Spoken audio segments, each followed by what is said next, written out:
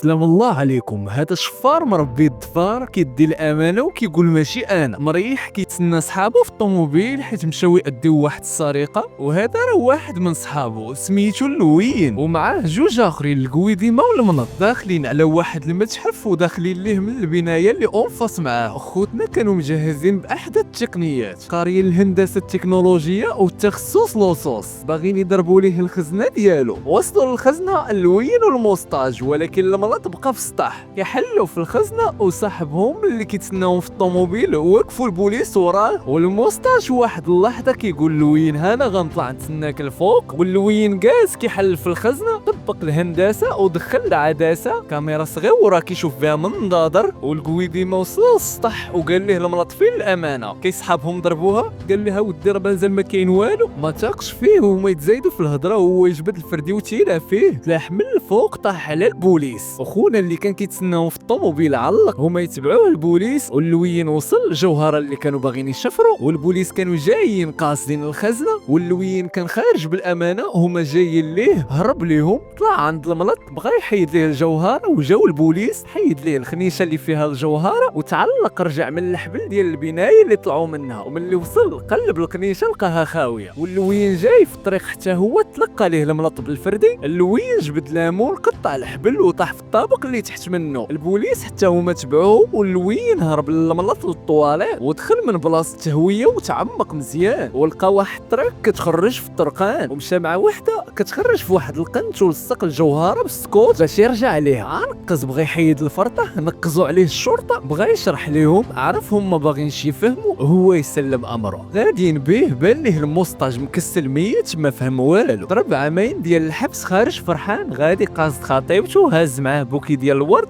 جرات عليه حيت عرفاتو شفار، حيت قايل ليها كنخدم في البنوك. هو يقول لها راه كنشفرهم، راه انت اللي ما سولتينيش شنو كندير فيهم بالضبط، ولكن ما عقلاتش عليه. ومشى يقصد البنايه باش ياخذ الجوهره يمشي يبيعها ويترفح. وملي وصل لقاها ولات كوميساريه.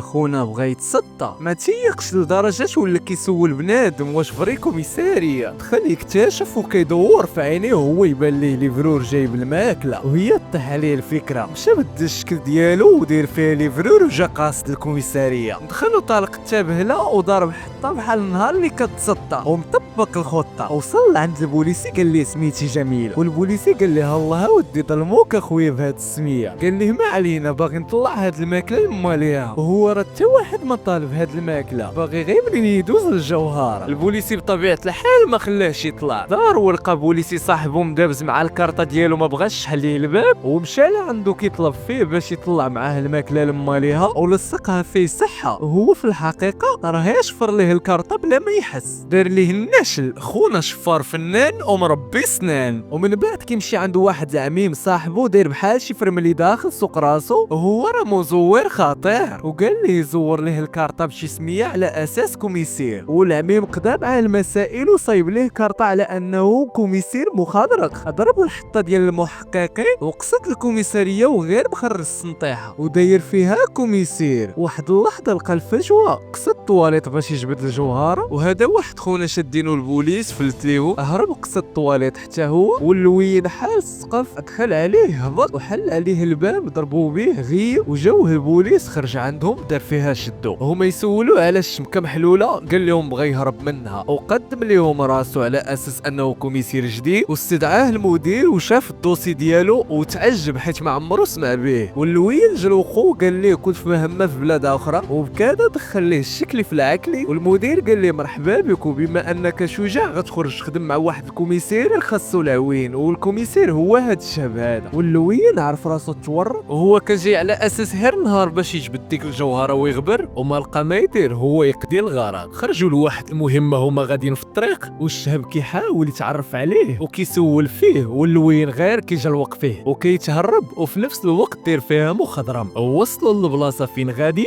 واحد خونا كيبيع الجوان ديال الطوموبيلات، ومديكلاري باللي تشفرات ليه شي سلعه. واللوين مع خبراتور في اي قضيه ديال السرقه هو يشم ريحه التخوفيش وهو يكشف اللعب. خونا كاذب ومطالب بالتعويض وداير بانه شات ليه السلعه، اعترف ليهم وبغى الكوميسير يعمر ليه صيفطو، هو يقول ليه لا خليه، ولكن الا عاودتي بحال هاد اللقطه هادي غنغرق ليك الشقف. والكوميسير قال لي علاش خليتيه، هو يقول لي غنحتاجو. ركبوا يمشيو وعطاه يسوق، وخونا اول مره غيسوق، وخونا كان كيسوق غير في بلاي ودار ليه السوغان ديال البلاي. وقفوا في واحد السوبر ماركت ودخل واحد الشفار ها السلاح، ضرب هو والكيسي بالقرطاس وتخبى اللوين وشويه خرج ليه من مورا ظهرو، ولكن لقاه ودربهم كيعرفوا. هو درسو كيتحارب معاه وكيشرح ليه اش واقع باش ما يفرشوش ويلوحوه خوتنا في التوش. والشهب جاي باش يعاون لوين، واحد اللحظه هرب ليهم الشفار، تبعوه وتخبى ليهم وبقى مضارب معاهم بالقرطاس. واحد اللحظه غيقول لهم اللوين ها انا غنفاريها معاه بلا سلاح.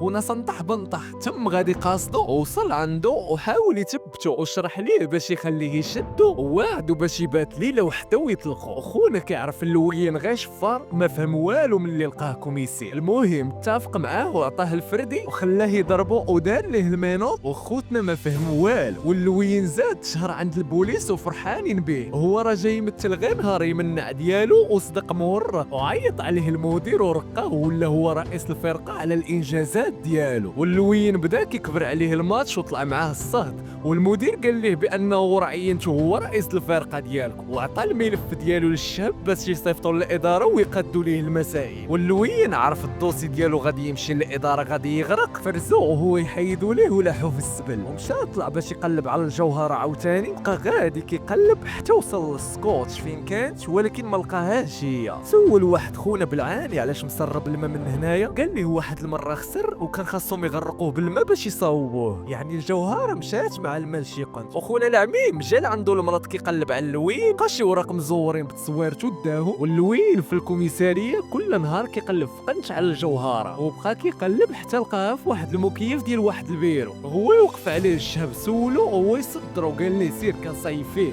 وشويه هو يفرزو مع ولا رئيس عليه داقو، وقال له انا راني مع المخابرات وما تقول حتى شي واحد وما تقول حتى شي حد داكشي اللي كنقول لك عليه، زعما راه داكشي سري، وهو راه ما باغيش غير يثبت عليه التهم. سوغرو وهو يرتاح وامن الامانه حتى يرجع ليها. وهو يلا بغى يرجع ليها وهو يشقمو المدير وقال ليه راه كاين واحد التدخل في المطار، بغى يفلت ليه، قال ليه الرئيس والو سير انت كتقضي الغرض. مشاو للمطار وكانوا الموظفين باغيين يشفروا شي حاجه ثمينه في ذاك المطار وتهرسات، وكلشي مشى مع هاد القصه. واللوين مع خبره في هاد المجال قال لهم هذا راه سميتو قالب ديال الثعالب، وهذه راه دكاكه دايزه فيها لا دروغ ولا هاونا بالعاني باش ما نديو ما نجيب. وعطاهم شي معلومات وفعلا تبعوا واحد طوموبيل وبراكاوها ولقاوها كامله عامره مخدرات. الشيفور هرب وكلفوا اللوين باش يتبعوا، واخا غادي هربان وسط الشانطي خونا تابعوا موانطي، ما تفاكش معاه حتى شدو، وبسببه عاوتاني طيحوا كميه ديال المخدرات كانوا تابعين مولاها من شحال هادي. وكيف العاده خوتنا فرحوا به، وهو ما حدو كيزيد في الانجازات يزيد عليه في العقوبه نهار يشدوه، ولكن هو كيقول نهار غنشد الامانه ما غيبقاوش يشوفون. ومن بعد ما تفرتكوا عاوتاني مشى للبلاصه فين كاينه الجوهره، وبالصدفه دخل البلاصه اللي فيها المصيبه اللي شدو، جبدها وهو فرحان بها، والمسخوط عاوتاني وهي طاح ليه وسط من المصيبه. مع طاحت مع دخل الرئيس باش يخرج المصيبه باش يديوها للمكتب الفيدرالي، حيت هما اللي كانوا متبعين القضيه، يعني الجوهره غادي تمشي مع المصيبه. اللوين قال لهم علاش ما نخليوهاش عندنا ونكملوا بها فين كانت غاده ونشدوا هذاك اللي غيتلقى ليها. قالوا ليه فكره مزيانه، ولكن انت اللي غادي تديها على اساس خدام مع اللي مصيفطينها. خونا